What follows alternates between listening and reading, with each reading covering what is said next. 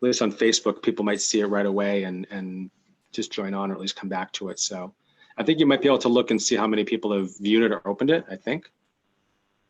Just curious. Yeah. I think you might. Oops. All right.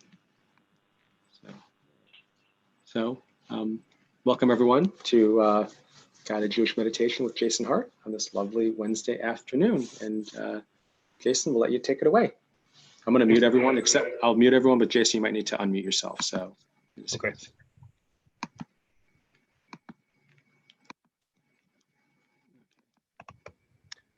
Okay. Everybody, thank you for joining us. Let's begin simply by closing our eyes and beginning to pay attention to the process of breathing. At this point, I'm not asking you to breathe in any particular way. Just become more and more aware of the experience in the present moment of your breath.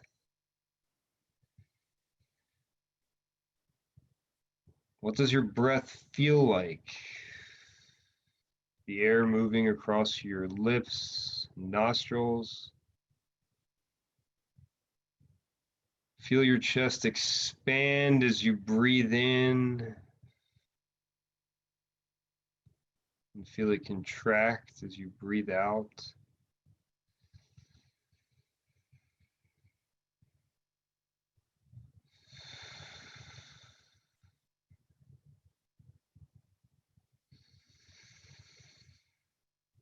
What is the rhythm of your breathing? Is it consistent?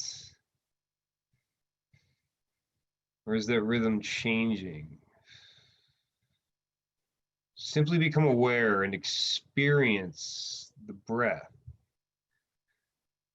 This process that is so often automatic, but that we can bring consciousness to. And experience it in all of its aliveness. In the Hebrew language, there is a connection between the breath neshima and the soul neshama. These share a common root.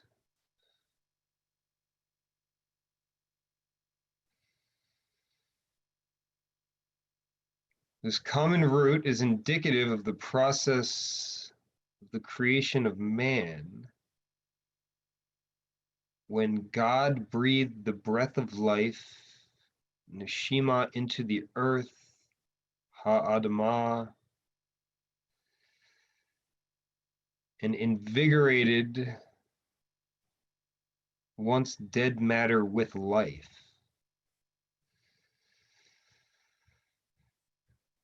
Neshama, soul,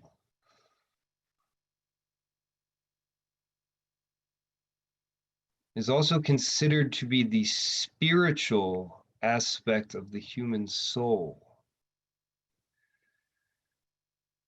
It is the rational aspect of our soul that elevates the sparks of creation, making them divine. In connecting neshama, our conscious mind, our elevated divine mind, with neshima, the breath, we elevate a previously unconscious and automatic process to a higher level, to something that is divine.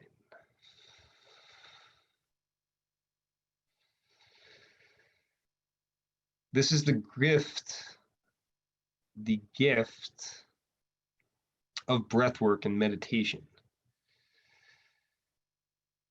Making neshima, the breath, connected with neshama, the soul. And let us continue to breathe.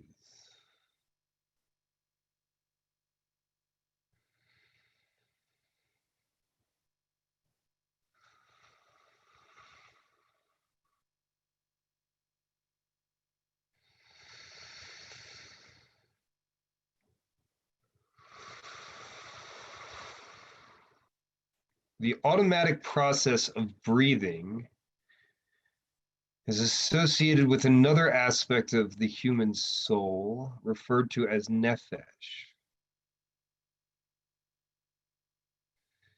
Nefesh is the aspect of the soul that is considered to be animalistic. It is autonomic and automatic. It maintains life within the organism, within our physical body. And in each moment, the individual, through free will, is able to choose between allowing the processes of the physical body to remain unconscious and automatic as they do in the state of nefesh, or to elevate them with the divine aspect of the soul, neshama.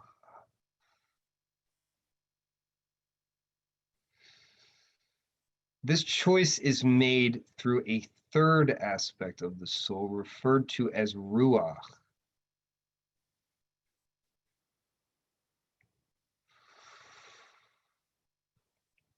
The word ruach in Hebrew refers to two things. One is spirit, and the second is wind. We experience ruach within ourselves when we breathe. By focusing on the breath, the movement of air that moves through your nostrils and down into your lungs is spirit in motion. It is ruach, the wind.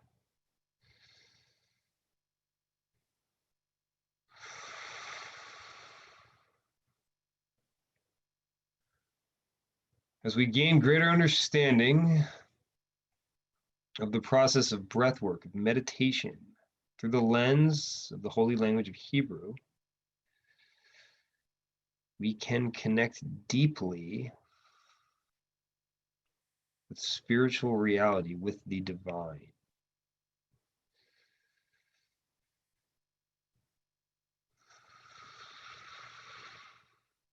As long as we are living,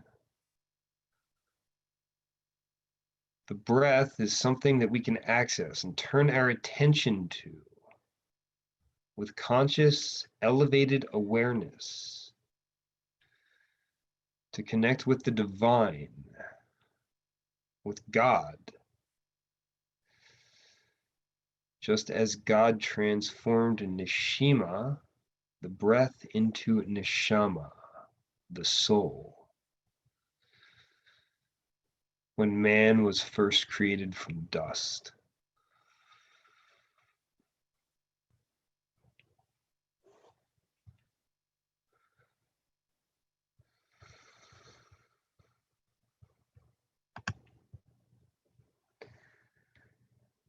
Next, what I'd like you to do is to pay attention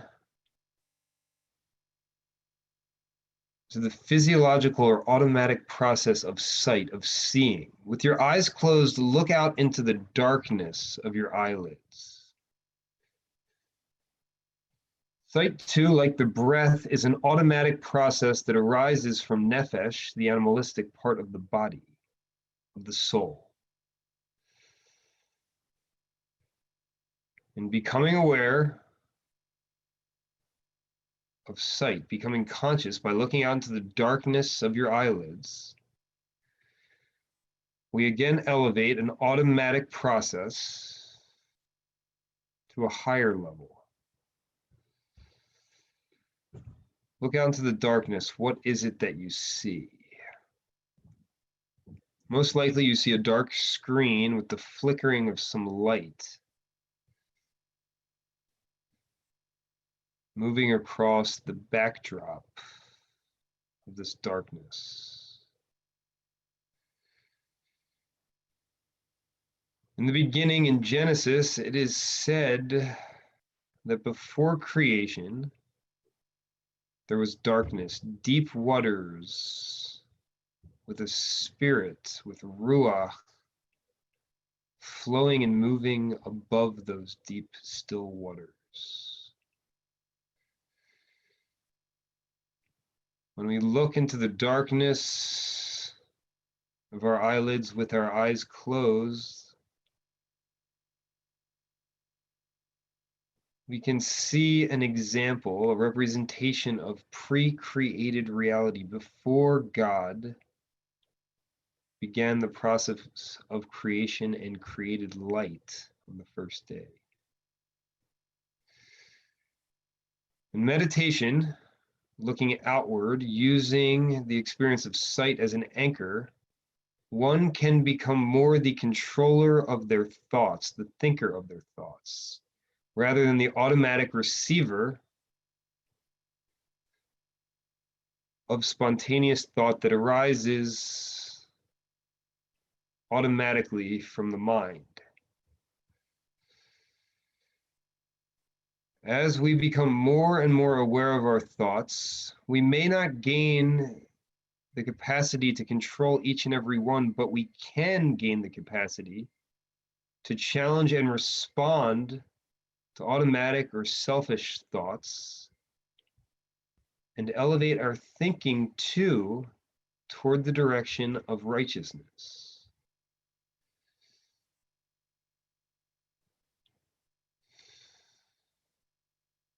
The human being has the capacity to continue to develop themselves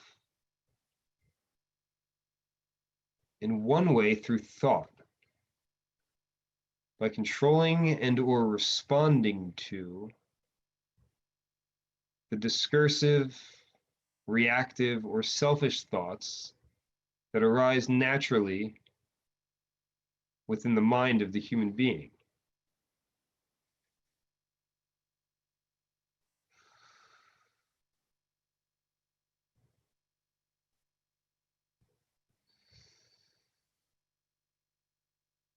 As thoughts arise during this meditation exercise, simply observe them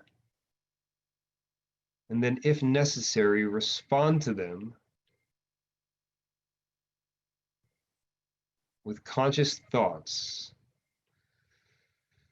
that too can arise from neshama, the rational or elevated part of the soul. Next, what I'd like you to do is to hear, shema, to listen. What is it that you hear? Well, first, there is the sound of my voice. If you're inside, you may hear some white noise from your computer, creaking of the room around you. If you're outside, perhaps there's some rustling of the wind. Shema, listen, hear, consciously.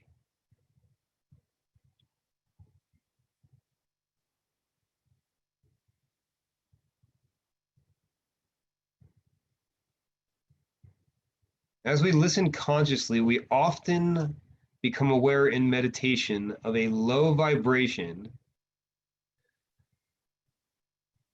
that exists at the ground of reality, of creation.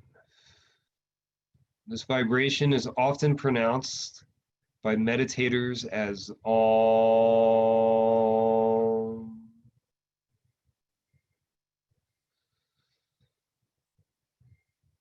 And it is also associated by some with the word Amen that is said at the end of each prayer as an affirmation, a connection to the righteousness of the words just spoken. As we become more and more aware of sound, of the vibrating frequency from which creation arises, and listen, hear, Shema,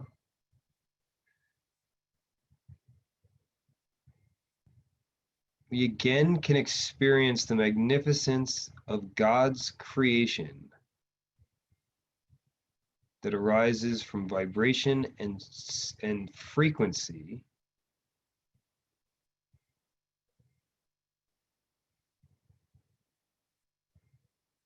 and was brought into the world through sound, through God speaking creation into existence.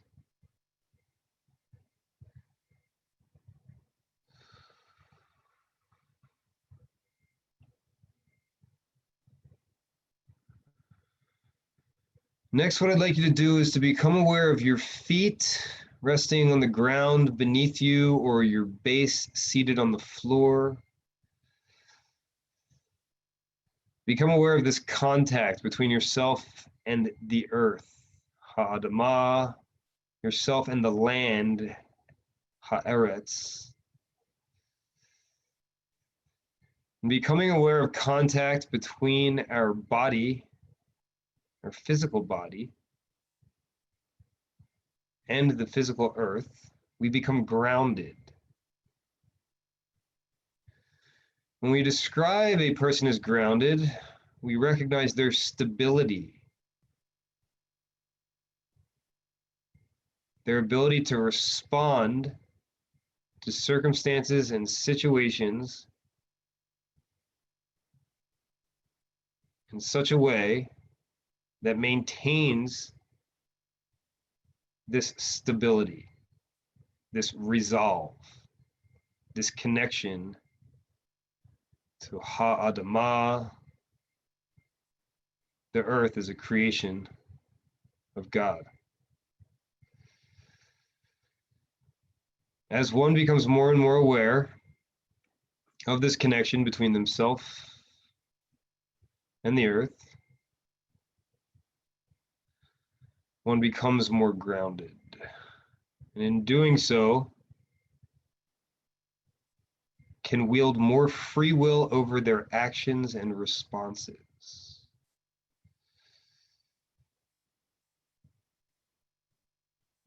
Through conscious awareness of our connection to the ground, we again elevate an automatic process, the experience of feeling, physical manifestation of gravity. We become aware of these and elevate these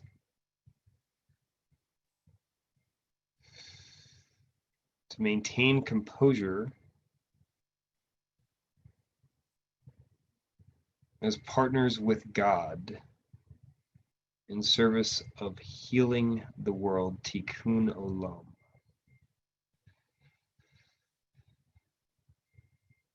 Next, what I'd like you to do is to become aware of a center point in the middle of your forehead. It's a pressure point that's sometimes referred to as the third eye in certain meditation techniques. It's about an inch or so above the bridge of your nose, directly above your brow. This point is sometimes referred to as Keter, the crown, in Kabbalistic philosophy. From this point, either with your fingers or just with your mind, begin to draw a line down over the brow of your nose, over your lips and chin. Become aware of your chest, down to your diaphragm and to your seat. Recognize that this line splits left from right and creates symmetry within the physical organism, within the creation that is your physical body. By maintaining awareness of this line, one becomes centered. Like one who is grounded, one who is centered again has the capacity to select their movements and exert more and more free will over previous automatic or reactive responses.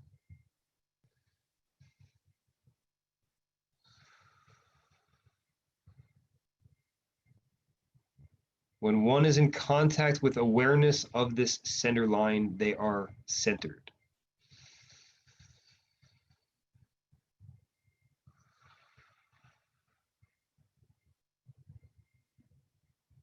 And through being centered, one can become aware of symmetry, of the beauty in God's creation that separates left from right and creates mirror images between the two.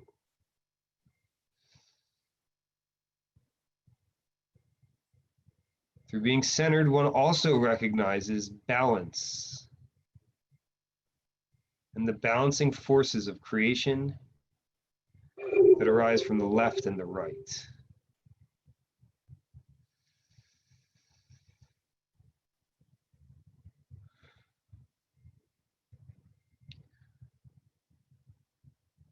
Next, what I'd like you to do is to return back to Keter, to this point in the middle of the forehead. And now we're going to begin to scan downward throughout the body. We're going to move from the direction of up to down.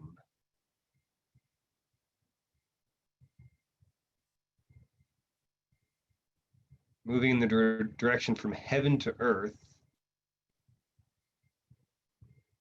as is said to occur in the Messianic age, when heaven comes down to earth.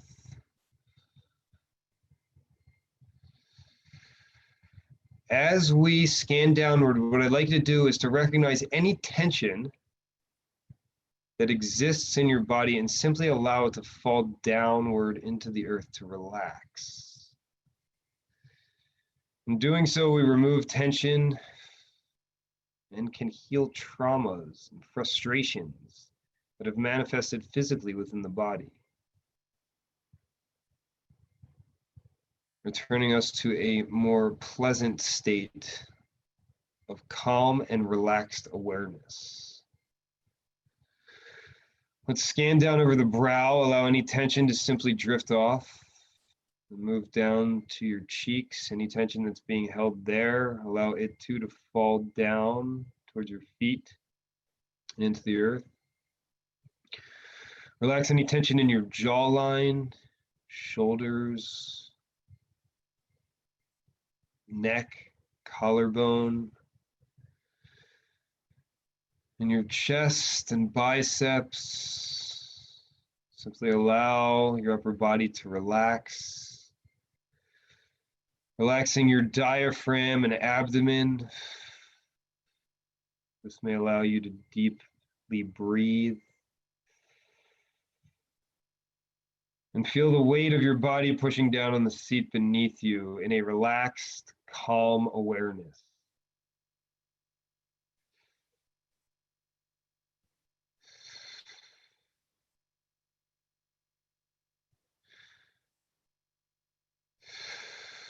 Next, relax any tension in your shins or ankles, and then become aware again of contact between your physical body and the earth, the land, Haaretz.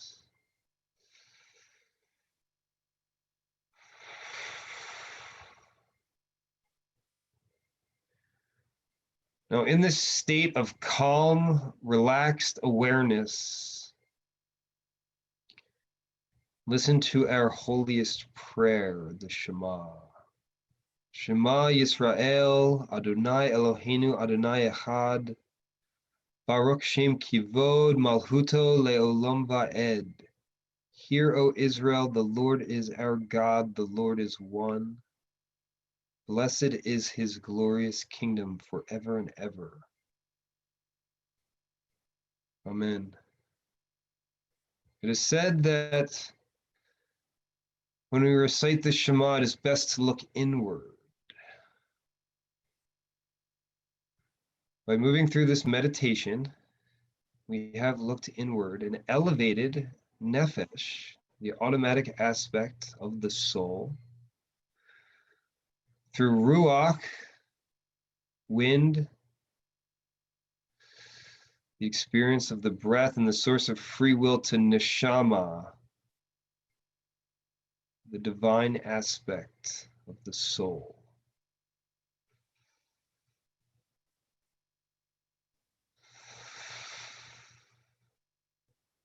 Now let us move back through the anchors. First, become aware of your feet resting on the earth, ha'adamah. Next, become aware again of this center line that splits left from right. It's drawn down from Keter, the crown. Then, Shema, listen to the vibration of creation around you. And then look out into the darkness of your eyelids, into a representation of uncreated primordial reality. Before God first said, "Let there be light." And now we, as partners with God, will allow there to be light in our own perception. First, by beginning to open our eyelids just a crack, allowing a little bit of light in. Then opening them halfway as if we're first waking up.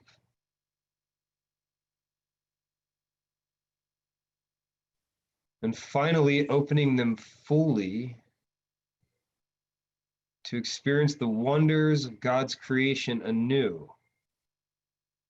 As we move out of meditation, we so often experience the world in a fresh way, in a new way. This is the gift of meditation. To see God's creation in all its wonder, majesty, and glory renewed as we return from the exercise. Thank you.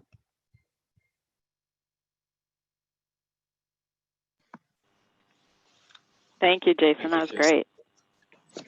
Jason, I don't know if you had your eyes open, but I got a good little dog bath while this was going on. Trying to keep myself focused and not washing the dogs away, but It's not easy to meditate with dogs. They're so needy. Filled with love. it's a comfortable room, but it's not. It's a little bit public, but thank you. Thank you. I'm just gonna stop the stream.